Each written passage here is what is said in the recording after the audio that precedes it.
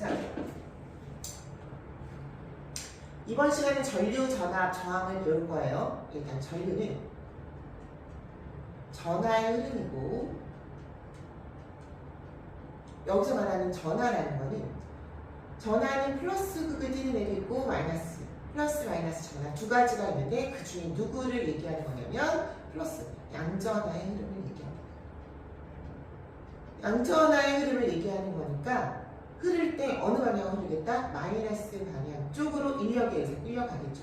출발은 플러스고 마이너스 극쪽으로. 그래서 전류의 방향은 플러스에서 나와서 마이너스로 흐르게 됩니다. 전류의 단위는 암페어라는 단위를 쓰게 되는데 단위는 암페어입니다. 암페어는 다른 이제 전압과 저항에서 나오겠지만 암페어는 미리암페어 단위도 되게 중요해요. 그래서 1mA라는 단위가 있는 1mA는 1000분의 1. 보통 미리 그러면 100분의 1인데 여기서는 mA였을 때 1000분의 1이기 때문에 이것도 시험 문제에 꽤 나오는 편이에요. 계산 문제로 나올 수도 있어요. 기억을 해두시면 되고 단위. 그 다음에 전하의 흐름을 우리가 얘기를 하다 보면 실제로 우리가 전류를 만드는 게 누구예요? 전자죠. 전자가 전하의 흐름을 만드는 건데 그거랑 거꾸로 양전하의 흐름을 우리가 따지거든요. 그래서 우리는 양전하의 흐름과 전자의 흐름을 반대 방향으로 기억을 잘 해주셔야 돼요. 그러면 체크를 앞쪽으로 빼서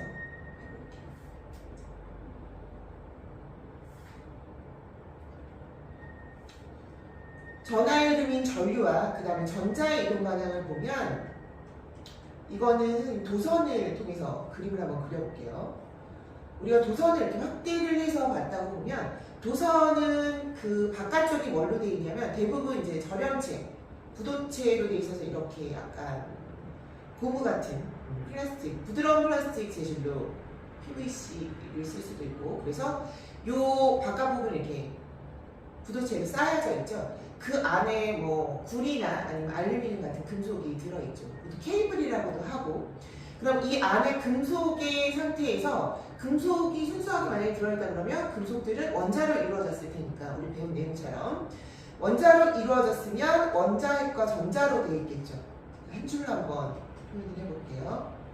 그럼 원자핵이 있는 주변에 전자들이 또 마찬가지로 있을 거예요. 우리가 정전기 유도할 때처럼 전자가 이동을 하죠. 그렇죠? 지금 전자가 이동을 할 텐데 어느 방향으로 이동하는지 한번 볼게요. 이렇게 전자를 그렸어요. 그냥 원자핵과 같은 개수를 그릴게요. 이동 방향이 어느 방향이냐면 오른쪽 방향으로 이렇게 이동을 하고 있었다. 빨간 게 전자입니다.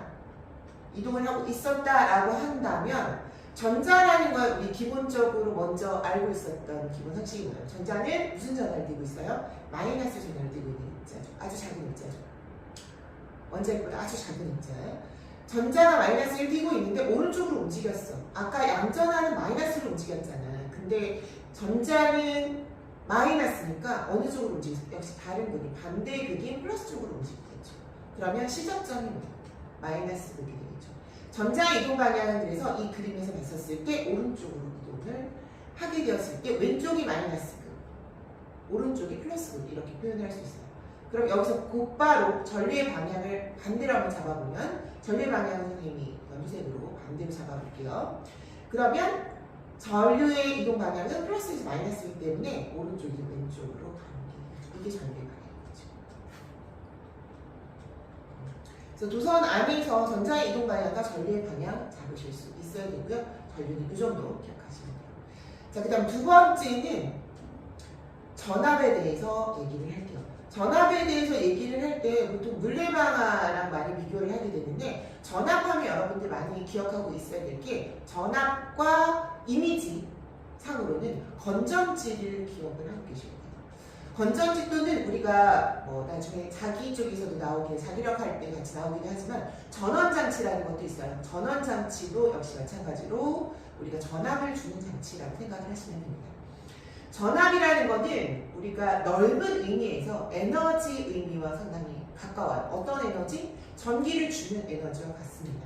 그래서 물을 흘리려고 할 때 우리가 물을 밀어줘야 되는 역할을 하는 걸 우리가 펌프라고 하는데 밀어주는 역할. 그 펌프의 역할을 해주는 게 전압이고요. 그 흐름을 타고 가는 게 전류라고 생각하시면 돼요.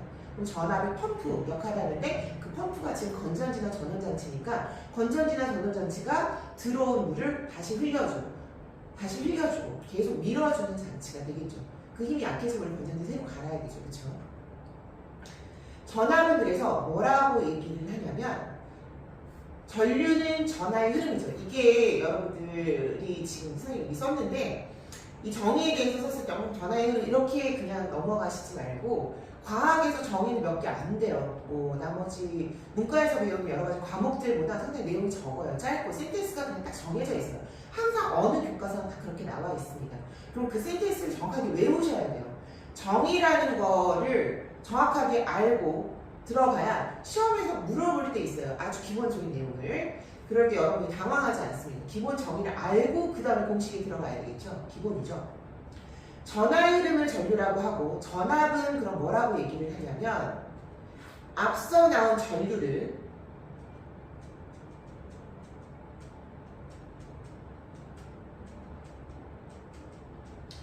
흐르게 하는 능력이라고 합니다. 전류를 흐르게 하는 능력이라는 걸 우리 물리적으로 에너지라는 표현을 써요. 그래서 넓은 표현으로는 전압은 에너지입니다.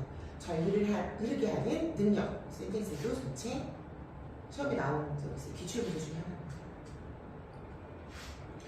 전류를 흐르게 하는 능력인 전압은 단위를 뭐를 쓰게 되냐면 단위를 여러분 많이 본 볼트를 써요. 건전지나 아니면 전구를 살 때 써져 있는 볼트와트 보통 써져 있잖아요. 그때 써 있는 볼트입니다. 이렇게 기억하시면 되고요. 글씨 있는 상태에서 그대로 비교를 할게요. 여기 그림에 나온 내용으로 보면은 왼쪽 그림과 오른쪽 그림을 비교를 해서 보통 설명을 많이 해요. 일단 제일 처음에 여러분들이 기억을 해야 될 거는 뭐냐면 물레방아를 돌리려고 왼쪽은 물레방아가 목적이에요. 목적이라는 건 최종 목적. 물레방아를 돌리기 위해서 물을 끌어올려서 물을 떨어뜨리는 거죠. 그 다음에 오른쪽의 그림은 꼬마정도 불을 켜기 위해서 건전지와 스위치를 연결한 상태예요. 목적인 애들이 똑같겠죠. 왼쪽은 물레방아, 오른쪽은 전구. 이거 먼저 체크를 할게요. 물레방아와 전구는 그럼 같은 비유로 쓰이는 겁니다. 물레방아를 돌리기 위해서 왼쪽 그림에서는 물을 끌어올려요. 끌어올리는 역할을 누가 해? 펌프가 하죠. 펌프가 물을 끌어올려서 물을 떨어뜨려서 물레방아를 돌리게 되는데 여러분들 물레방아를 아시죠? 물레방아는 돌아가면서 방아기 때문에 곡식을 빻는 역할을 합니다. 그렇죠? 곡식을 빻기 위해서 물레방아 안쪽에 보면은 곡식 빻는 그 통, 절구 같은 것들이 있어요. 자, 펌프는 밑에 떨어진 물을 위로 끌어올려주는 역할을 합니다. 그 역할을 하는 게 누구라고 그랬어요? 건전지죠. 그쵸? 전지와 펌프가 같은 역할이고 그 다음에 지금 도선에 아까 전자가 흐른다고 했는데 도선에 전자가 흐르면서 전류를 만들죠. 그쵸? 도선의 역할을 하는 게 여기에 파이프, 수도관과 같은 거고 수도관과 그러면 이 도선이 같은 거겠죠. 도선. 그 다음에 흐르는 물은 전류와 같은 거니까 흐르는 물은 이 도선에 흐르는 전류와 같은 역할이겠죠. 그쵸? 근데 여러분이 조금 이제 실수를 하기 쉬운 부분이 뭐냐면 건전지와 펌프라는 구체적인 형태가 같은 거예요. 근데 펌프가 해주는 역할이 물을 끌어올려주는 즉 물의 수위차를 높여주는 역할을 하는 거고 전지는 전압을 높여주는 역할을 하는 거죠. 그렇다 보니까 전지가 가지고 있는 추상적인 전압과 그 다음에 펌프가 가지고 있는 물의 높이차 수위차 이렇게 얘기를 하기도 하죠. 이게 같은 거지 펌프가 뭐 전압을 곧바로 나타낸다거나 물의 수위차가 전지를 곧바로 나타낸다거나 이런 내용은 틀려요. 펌프는 구체적인 형태인 전지와 똑같아요. 펌프와 전지의 역할인 끌어올려주는 역할이고요. 스위치를 올려주거나 전압을 올려주는 것. 그것이 비유가 각각 잘 되어야 합니다. 그 다음에 여기 보면 밸브라 그래서 여러분들 집에 보면은 엄마 여러 가지가 있지만 부엌에 보면 가스 밸브가 가장 크죠. 가스 밸브가 있고 그리고 오른쪽에 전구에는 스위치가 있죠. 잠궜다 풀었다 할 수 있는 잠그면은 아무것도 이동 못하죠. 그 스위치나 밸브를 중심으로. 그래서 요거 비교하는 거를 좀 기억을 해두시면 되고요. 그 다음에 다시 칠판으로 돌아올게요.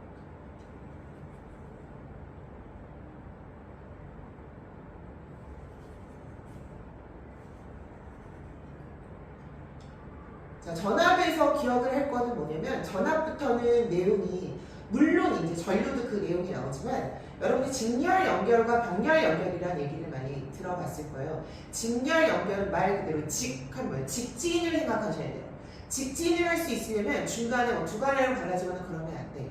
그냥 한 길로 쭉 가는 걸 우리 직진이라고 얘기를 하죠. 그렇죠? 그래서 직렬은 한 도선을 타고 쭉 움직였을 때 직렬이라고 얘기를 하고 병렬이라는 거는 병렬은 이제 줄 세우다라는 뜻이거든요. 그래서 한 선을 줄 세워서 여러 개로 나눠가지고 갈 때 우리가 병렬이라고 해요. 대표적인 병렬 케이스가 여러분들 집에 다 하나씩 갖고 있는 멀티탭이죠. 멀티탭이 병렬의 대표적인 예입니다. 전압은 직렬과 병렬일 때 조금 틀리게 되는데 요거는 합에 대해서 설명을 할 때 같이 설명을 할 거지만 일단 먼저 설명을 할게요. 전압을 아까 우리가 전류를 물의 흐름이라고 비교를 했으면 전압은 물을 흐를 수 있게 하는 이제 물통에 가득 들은 물부터 출발을 하겠죠. 근데 물을 어떻게 해야 되냐면 여러분들 그 왜 정수기 물 중에 이렇게 통에 들은 물 아마 본 적이 있을 거예요. 이 통에 물이 들어있는데 이 물이 들어있는 이 통을 하나 건전지라고 한번 생각을 할게요. 그럼 이렇게 거꾸로 세워놨었을 때 이쪽이 입구예요. 물이 쏟아지겠죠. 그렇죠? 밑으로 쏟아지는 말이죠. 이 쏟아지는 물을 전류라고 하면 쉽게 뚜껑을 열어서 물을 쏟아지게 했었을 때 어떤 상황이 벌어질지 일단 물이 쏟아지는 걸 상상하는 씬을 머릿속으로 좀 돌려보세요. 그러면 지금 만약에 물통을 이런 식으로 선생님이 하나 더 연결을 해서 이런 식으로 됐는데 여기가 통해져 있어. 뚫려져 있단 말이에요. 얘와 얘를 이제 꽂아서 통할 수가 있어요. 통할 수 있다 그러면 밑에 물 파이프를 놓게 되면은 이 한 개의 물통을 놨을 때보다 두 개의 물통을 놓으면 여러분 어떻게 될까요? 높이가 높아지면 그만큼 밑으로 누르는 힘이 크겠죠. 중력이라고 해서. 그래서 많이 연결하면 연결할수록 물의 흐름이 세져요. 물의 흐름은 뭐랑 비교가 된다고 했어요? 전류. 즉 물통의 개수는 건전지의 개수죠. 전압, 물통, 전지의 개수가 늘어나면 늘어날수록 전류가 세지는 현상이 일어납니다. 이렇게 연결된 거는 뭐라 그러냐면 직렬이라고 얘기해요. 한 줄로 쭉 연결됐잖아요. 그렇죠? 이 도선과 한 줄로 연결이 되었죠. 도선과 한 줄로 연결이 된 이 상태를 우리는 직렬이라고 합니다. 이건 직렬 연결이에요. 그 다음에 두 번째 그림은 뭐냐면 병렬이 이제 여러분들 궁금하겠죠? 병렬은 어떻게 되냐면 물통을 이렇게 옆으로 붙여요. 이번에 한번 세 개를 붙여볼까요? 그런 다음에 입구 쪽에다 그냥 파이프를 연결을 합니다. 역시 마찬가지로 물을 담고 뚜껑을 열어서 물을 흘릴 거예요. 그러면 물이 어떤 식으로 흘러가냐면 여기서도 나오고 여기서도 나오고 여기서도 나오고 이렇게 돼요. 이때 잘 생각해보면 물의 높이가 이 수통의 높이가 높아지지 않으면 물은 세게 흐르지 않아요. 세게 흐르지 않고 그냥 한 통의 힘만큼 한 통의 높이만큼 흐르게 됩니다. 근데 얘가 뭐 장점이 있다면 이렇게 많이 연결하는 이유가 있겠죠. 왜 그러냐면 장시간 내가 어딜 갔다 와야 돼. 전기는 계속 흘러야 되는데 내가 어딜 갔다 와야 되는데 한 통은 오늘 밤에 내가 자고 나면은 끝날 것 같아. 그럼 여러 통을 연결을 해놓고 편안하게 자고 오면 되겠죠. 그렇죠? 즉 전압의 세기는 그대로 유지하되 길게 쓰고 싶을 때 이런 연결 방법을 씁니다. 이걸 우리가 병렬이라고 해요. 그래서 얘는 전지의 개수가 많아지면은 전류가 세지는 게 아니고 전류가 흐르는 시간이 길어지는 거죠. 알았죠? 병렬과 직렬은 이런 차이가 있습니다. 그래서 전지를 아무리 많이 연결을 해도 병렬은 한 개의 전지와 같습니다. 전지의 전압과 같다. 그리고 직렬은 전지를 많이 연결하면 연결할수록 전류가 많이 흐르니까 그 전지에 연결한 개수가 그 개수만큼의 전지의 힘이 되겠지. 그치? 그대로. 그래서 전압은 직렬, 병렬, 연결까지 설명을 했고요. 세 번째 이제 저항에 대해서 설명을 할게요. 저항하면은 여러분 이제 옴이라는 사람을 기억을 해야 되는데 옴이라는 사람 물리적으로 이제 오메가라는 말과 같이 써요. 오메기떡 아니에요. 오메가예요. 자, 오메가 옴 표현은 이렇게 씁니다. 옴. 옴이라고 쓰고요. 이 옴은 저항의 단위가 됩니다. 옴이라고 읽고 저항의 단위이고 옴이 뭐지? 오메가 뭐지? 옴 사람 이름이에요. 이 사람이 이제 앞서 나온 전류랑 전압과 저항의 관계를 정리를 해서 옴의 법칙이라는 걸 만듭니다. 저항은 그래서 옴의 법칙이 나오는데요. 일단 옴이라는 것은 먼저 설명을 했는데 저항의 정의부터 먼저 할게요. 저항은 항상 책에 이렇게 나옵니다.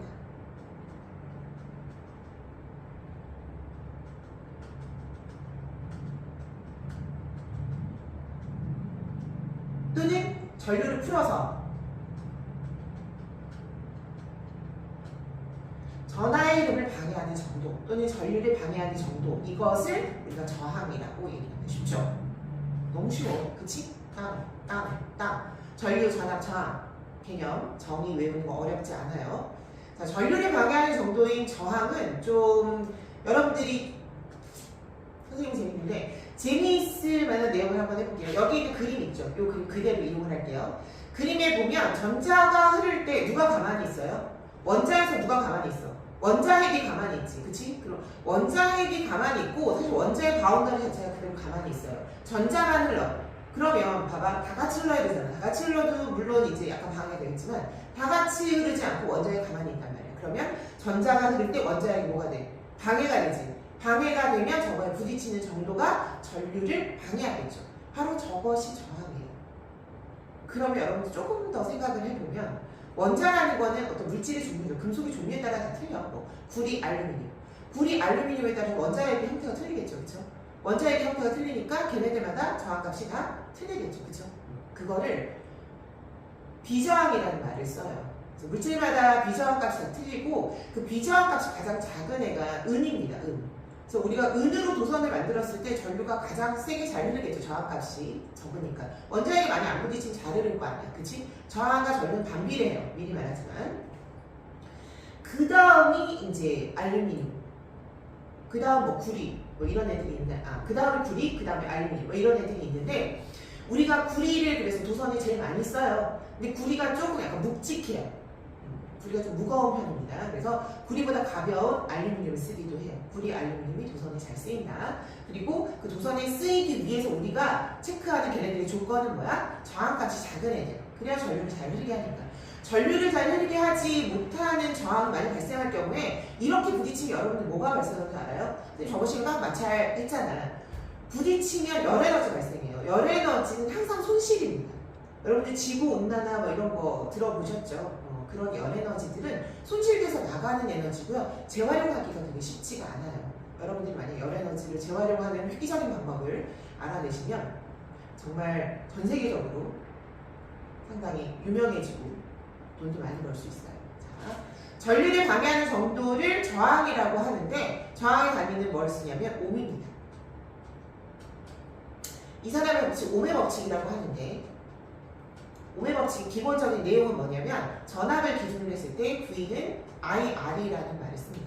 여기서 V는 전압을 얘기해요. 전압의 기호예요. 볼트 아니에요. 그냥 V입니다. 그 다음에 I는 전류의 기호고요. 그 다음에 R은 저항의 기호입니다. 이렇게 되고요. 이 공식이 기본 공식이고 이 기본 공식 여러분들이 이제 세 가지로 응용을 할 수 있어요. 여기서 I에 대한 식이나 R에 대한 식을 바꿔볼까요? I는 뭐예요? R 이동하면 R분의 V가 되죠. 그쵸? 그 다음에 R은 I분의 V가 되죠. 그쵸? 자, 이 관계에서 우리가 그냥 딱 눈으로 딱 가시적으로 봤었을 때는 V는 I와 R과 비례해. 그치? I가 커지면 V가 커지고 R이 커지면 V가 커져. 근데 I와 R은 뭐예요? V가 픽스됐을 때 I가 커. 그 이게 값이 똑같으니까 예를 들어 100이야. 그럼 얘가 2면 얘가 50이잖아. 그치? 근데 얘가 갑자기 50으로 늘어났어. 그럼 얘가 2가 되겠지. 그치? 그래서 늘어나면 줄어드는 반비례 관계. 이런 관계죠. 반비례 관계. I와 R은 반비례 관계. 아까 얘기한 거에서 개념 이해하시고 공식으로도 그대로 집어넣으시면 돼요. 그러면 그래프 3개. 누구. 그래프는 딱 3개 나와요. V와 I, V와 R, 그 다음에 I와 R. 즉 전압과 전류, 전압과 저항, 전류와 저항 이렇게 관계를 보면 전압은 둘과 모두 비례관계죠. 그쵸? 비례관계고 I와 R, 전류와 저항은 반비례관계죠. 그쵸? 이렇게 체크해 주시면 되고 이때 그래프의 기울기 우리가 알아두셔야 돼요. 이거 문제 꼭 나오고 여러분들 그래프 보는 거는 과학에서 상당히 유용하게 많이 쓰여요. 계속 하다 보면 친해지니까. 그래프의 기울기는 함수에서 배웠다시피 X축의 변화량분의 Y축의 변화량이죠. X축의 물리량분의 Y축의 물리량입니다. 물리량이라는 건 되게 거대해 보이는데 근데 물리에 나오는 이런 전류, 전압, 저항 이런 단어들 우리 물리량이라고 얘기를 해요. 그래프의 기울기는 그럼 여기서 I분의 V잖아요. 자, 눈치를 빨리 챈 사람이 있을 거야. I분의 V면 이 기울기는 뭘 나타내요? R을 나타내는 거죠. 그쵸? 그 다음에 두 번째 그래프에서 기울기는 뭐야? R분의 V죠. R분의 V면 그래프의 기울기는 뭘 나타내요? I를 나타내는 거죠. 그쵸? 세 번째 그래프, 기울기 나타낼 거 있나요? 여러분의 없으면 없는 거야. 끝이야. 다만 여기서 뭐 알고 싶다. 그러면 그래프 아래 부분의 면적을 나타낼 때 우리가 X축의 물리량 곱하기 Y축의 물리량이거든요. 그럼 I와 R을 곱한 값이 이 밑에 값이야. 근데 뭐 구하기 편해? 이거 이제 나중에 뭐 적분 이런 데서 구할 거니까 그냥 이 밑에 면적을 만약에 R을 여기서부터 여기까지 했을 때 구한다면 이것의 넓이가 뭐 V가 되겠구나 이 정도 알고 계시면 돼요. 자, 문제는 여기까지 설명하고 마칠 거예요. 자, 문제는 이렇게 X축과 Y축이 X축이 I, Y축이 V로 나왔을 때는 그래프의 기울기가 R이에요. 여러분 똑똑하니까. 자, 그래프의 기울기가 그대로 나왔어요. 근데 X, Y축 바뀌었습니다. I와 V로 나왔어요. 그래프의 기울기는 뭐가 돼요? 빨간색 그대로 쓸게요. V분의 I죠. V분의 I면 그렇죠. R분의 V가 되죠. R분의 1. 자, R분의 1이 되면 자, 첫 번째 그래프와 두 번째 그래프의 차이를 여러분들 체크하셔야 돼요. 첫 번째 그래프에서는 예를 들어 두 가지 그래프가 더 나왔어. 그래서 여기가 A고 여기가 B고 여기가 C 세 가지 그래프의 저항값을 비교를 하래. 그러면 이 그래프에서 비교를 할 때에는 그래프의 기울기가 큰 값이 저항값이 큰 거겠죠. 그렇죠? 그래서 RA, RB, RC의 값을 각각 비교를 하면 R의 값이 가장 큽니다. 그래프의 기울기가 클수록 커요. 왜? R이 그대로 분자하기 때문에. 두 번째 그래프에서 어떻게 돼요? 얘는 CDF를 할게요. CDE인가요? CDE의 그래프로 세 개로 한다 그러면 요번에는 그래프의 기울기가 클수록 분모잖아요. 분모가 커지면 어떻게 돼요? 전체 숫자는 작아지죠. 그래서 C가 한 번 더 나왔나요? 그냥 갑시다. 자, RC, RD, RE 이렇게 됐었을 때 세 개를 비교하면 분모가 가장 큰 게 가장 작은 값이죠. 여기서 그래프의 기울기가 가장 큰 게 작아요. 알겠죠? 그러면 말 안 해도 두 번째 그래프 그대로 갈게요. 여기도 V고 여기가 R이라고 하면 그래프의 기울기가 뭐가 되나요? 빨간색으로 그릴게요. 자, 뭐가 되나요? V분의 R이 되죠. V분의 R이 되면 이건 I분의 1이 되어서 역시 마찬가지로 그래프의 기울기가 클수록 뭐야? 작은 값이 됩니다. 위쪽은 그래프의 기울기가 클수록 큰 값이 되는 거. 가장 큰 값이고 얘는 이 가장 아래쪽에 있는 값이 가장 큰 값이에요. 알겠죠? 그래서 우리가 오메 법칙은 공식 자체를 V는 I, R에 대한 내용을 알고도 계셔야 되지만 밑에 있는 그래프를 이해하시는 것도 되게 중요합니다. 문제풀이 많이 하시는 게 좋을 것 같아요. 수고하셨습니다.